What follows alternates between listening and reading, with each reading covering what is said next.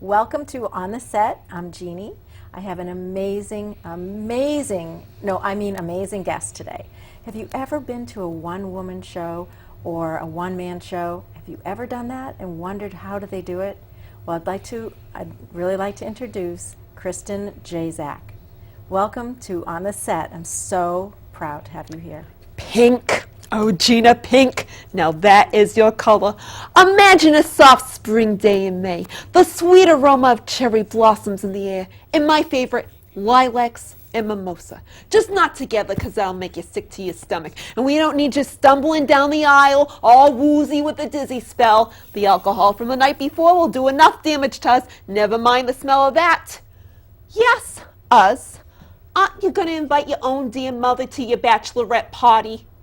Oh, Gina, I know why you're giving me that look. You're so right. You're not complaining because, well, you don't want me there, but because you can't have any booze because of the baby. You're so smart. Who needs a bachelorette party anyways when you have me?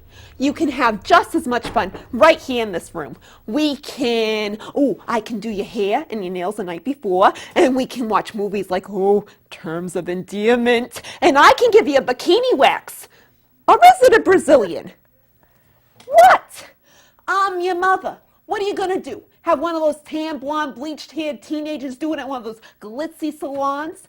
Lord knows you can use the money. And we both know you want that special area waxed on your special night. Don't want this man of yours thinking you're some kind of hairy Italian bridezilla. So, that settles it. I'll do your bikini wax in my upper lip while we're at it, and we can have some real girl talk over tea and biscotti. Speaking of biscotti, your Aunt Lydia and I have decided that we're going to make all the pastry for your wedding, and Gino down the street is going to design your wedding cake. What? Yes. I know that Gino's an automotive mechanic, but what you didn't know is that Gino has a real hidden talent for designing cars. I had to get my wagon fixed the other day, and I mentioned that you were getting married, and he started to cry. You know the guy has had a thing for you since you were in kindergarten playing in the mud together. I know, you didn't like his unibrow, and his breath always smelled like garlic, but underneath all that hair grease, he's quite handsome. Anyways, he started bawling like a baby, and I started to rub his back and say, "It's okay, you weren't the one who knocked her up." Then I mentioned that maybe he should do something for your wedding as a sort of, closure for all those years that he's pined for you. Any feeling or emotion can be dealt with if you have a creative outlet. I heard that on Dr. Dominic's radio show the other night, the Italian fun station 105.7 FM. Anyways, he had one of those lovesick callers call in, and that was the moment he decided to design your cake.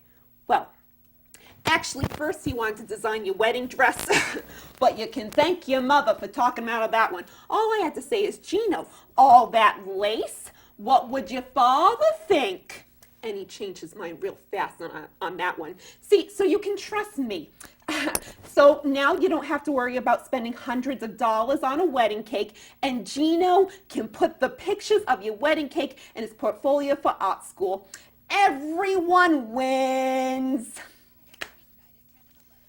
Oh my God. Oh my God. You're amazing. My cheeks hurt. Oh my gosh. How many Red Bulls have you had today? Oh, goodness. Oh my gosh. Yeah, that's a one-woman show business right there. Wow. It's like running a marathon. Yeah. Wow. Yeah. And you wrote that. Oh, yeah. And you actually, I swear it was really you. I mean, I know we've been bonding all afternoon, and I know the real you, but you're brilliant. That's a hard job. What made you, no, let me rephrase that. What possessed you? Sometimes it is like being possessed. No, I'm kidding. What possessed you to do this? I really, I have a real passion for the characters that I write. I've always been a character actress. I love playing those large, just quirky, crazy roles. They're just so much fun. You know, who wants to be the pretty girl, right? Too boring. And I really have a love for my audiences. And the great thing about doing one-woman plays is they really come from a place of passion. You know, the messages that are in them are a part of me. And to be able to share that, so that's why I really love doing one-woman plays, because each and every single one of them, I mean, I really care about the characters, and I really care about the messages in each of them. You know, I have one on human dignity, you know, and that's something that today we forget the value of the people who are around us, you know, so. Now, share the message with this one. So the one that I just did? Yes. Okay. So the one that I just did I know is, you named it Gina. Right, and right. I'm Jeannie, but it was Gina, the yes, the Gina, Italian mother, isn't that what it was? yeah, Gina is the daughter, and this is her Italian mom, and it's part of a larger play called Baggage. And it's all about a woman who gets stuck in airport security, and she's forced to go through her bag that she hasn't cleaned out in 8 years. And I mean, if you're a woman, you understand that. Okay. And when she's stuck in airport security, she's going through her bag, and she starts finding these items that bring back memories of the past. And I portray all these different characters of people and things that have happened in the past that she's either, like with her mother, she does have a very sour relationship. I mean, in the end, you see her kind of, you know, blow up on her mom, and you see her mom's reaction, how much her mother really loves her. I mean, everyone has crazy parents. Do you know what I mean? But, Oh, yeah. Oh, I mean, yeah. yes, you Yeah. know, we see that just if going to the grocery store. Other people's crazy parents. Oh, yeah. But what we don't really realize is sometimes the reason why they're so crazy is because they really love us, you know? Well, you had mannerisms. You used the hands, and you know your Italian mother, and you know you had to study that also yeah. in order. You wrote it, Yes. and you perfected it, and you probably Yes. you know you'll be critiquing yourself and Oh, yeah. improving it all the time. Oh, right? yeah, definitely, definitely. And I mean, I actually come from a Portuguese background, which is really interesting. And it's so funny because, you know, the Italians, the Portuguese, the Greeks, there's a lot of similarities in terms of how they function, how they work as a family. But I chose Italian because I travel all over the country, and I really wanted it to be a heritage that I felt many people could relate to, whereas there are a lot of Portuguese people, but when you start getting into the middle of the country and that sort of thing, they can't relate to as Right. much. So That makes yeah, sense. yeah. So you started at a very young age. Yes. You started theater, and your family's involved in theater. So Oh, it's yeah. in your blood, and you were raised this way. But you were a shy little girl I was who turned into this unbelievable. scary, isn't it? And you brought some clips later. We're gonna see a few clips where you also have other sides of you as well. So, Oh, definitely. you know, this is something that you're not just pursuing now, you're actually Right. pursuing film. Correct. And Yes. I understand you're out in LA. You moved from I here am. where you grew up. I and know. out to LA to Yeah. go into film too. It was quite the move. I moved in July, and I've been there for it was the end of July when I got there, so I've been there about 3 months now. Yeah. And how's it going? Oh, I love it. I mean, I love doing one-woman shows and everything, and it's really great, but I just love being able to collaborate because I'm a very caring person, so I really like being able to work with others on set and that sort of thing. And I think it's really important. I don't know or care what line of work you come from, but I think it's very important the way that we treat people in our presence, because we don't realize how much a warm smile or a joyful word or making someone laugh and how that affects people. So I really I love being on set, and I love being with the people that I work with. I really care about them.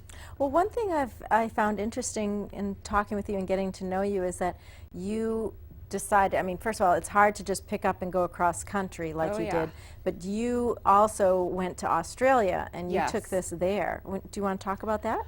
Oh goodness, it was an amazing experience. I actually created my first piece, which you'll see a part from later on. It's called Person to Person Mother Teresa Project. And I created that while I was in grad school. It was my graduate thesis project. It was great. I had a great time putting it together. But when I left I started applying for different jobs. I went to Villanova University down in Philly. That's where I went. And I had moved back here, and I'm starting to apply for different things. Back here meaning Massachusetts. And one of the things, it was just like going out on a limb. I had been performing this piece for maybe 3 months or something to that effect, that particular piece. And I applied for this big, huge youth festival called World Youth Day. And this was the one in Sydney, Australia in 2008. It's an event with the Pope and thousands of youth. And So the Pope was there. The Pope was there. And out of 600 applicants, I was one of 200 who was chosen to perform for that week. Wow. Yeah, it was incredible. It was Wow. incredible. And to journey with all of my stuff and go over there. And actually, I had the honor, this was really, really cool. I actually performed right underneath a display of Mother Teresa. And her stuff, like her sari, like I performed like on a stage underneath her sari and her sandals, and it was really cool. And to have Mother Teresa's sisters there too, present. Wow. Yeah, that was really, really You're neat. doing an awful lot. I'm serious. A one-woman show. Tell us what that feels like to do. You're alone up there. You're alone. It's like running a marathon, for real. First of all, I've always been a very energetic performer. I'm a very physical actor. I mean, you can tell the way, even when I'm talking now, I can't stop my I hands. know. I should handcuff you. The Portuguese in me, it really is. But no, you get into this rhythm of going, and I really enjoy doing it. And normally what happens is I'll get to the end of the hour performing, and then I'll be all abuzz for a while. I'll want to eat something, and then I just crash. So you use it all up in one yeah, shot. all at adrenaline. I actually did 2 performances this past Saturday back to back, and I thought, I'll be fine, and then by the end of it, oh my gosh, I was so exhausted. It's a creative side of you. So let's show a clip. Great. Let's give our viewers something else to laugh about and watch you and just see how amazing you really are. You're so talented. So set up this next clip. I believe we're going to watch Jerry. I believe that's who we're watching. And this is it's a homeless man. He's from Person to Person, Mother Teresa Project, the play that I was just talking about that I went to Australia with. Oh, okay. So that's from that particular show. In the play as a whole, I played 5 different characters of different people in our society that we tend to gloss over, that Mother Teresa was really able to stop and see the value of. So it's all about stopping and listening. Because everyone can relate to Mother Teresa. Yes. So that she was an amazing person, not just religious. Exactly. It was about giving. And so everyone can relate She loved to her. everyone, and she just was able to see the value. I mean, I play a prostitute, I play a woman in a nursing home, a disabled woman, just all of these people that she was really able, and what a gift to be able to do that, to really see the value of each person and listen. It's all about What a listening. gift you have. Oh, thank So you. let's watch this clip and then Great. we'll talk about it.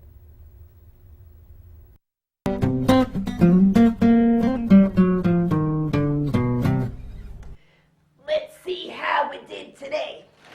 Gonna pull off the tabs for cancer. That's right. Even a nomad has to do his part.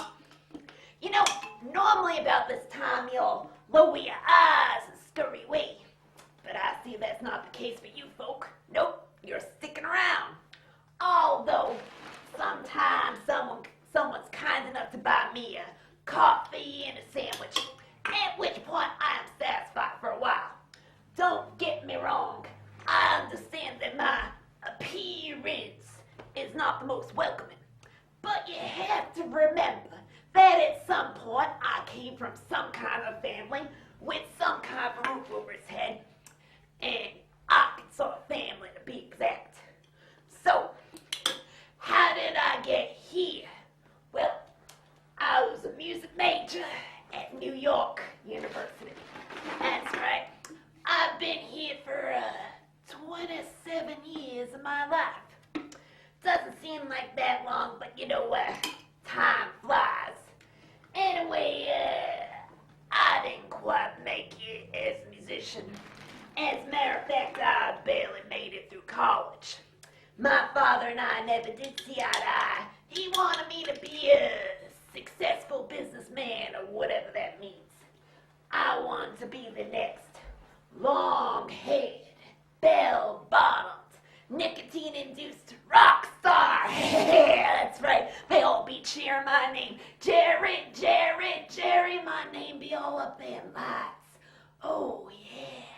Hey, seems reasonable. Anyway, my father died my sophomore year at college.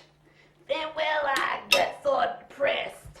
It was the 70s and I was a musician.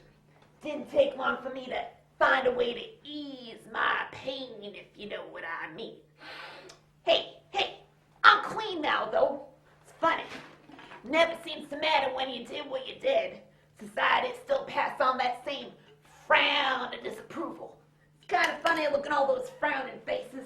You start to wonder, does anyone ever smile? It's like the whole world needs a giant facelift. Hey, I met Mother Teresa once in the Bronx. Hey, I'm not kidding. I was in one of the soup kitchens run by sisters. I guess she was coming to inspect the place. Anyway, that woman could smile. She just beamed. There's one thing that she said to me that I still remember to this very day. She said, Jerry, Jesus is in the distressing disguise of the poor. I have to be honest with you. At the time, I didn't think much of it. I was hypnotized by this little nun. It was like one of those Twilight Zone moments. Or like a buzz from some really good hey, cheesecake. Anyway, later on it hit me. Jesus in the distressing disguise of the poor? The poor?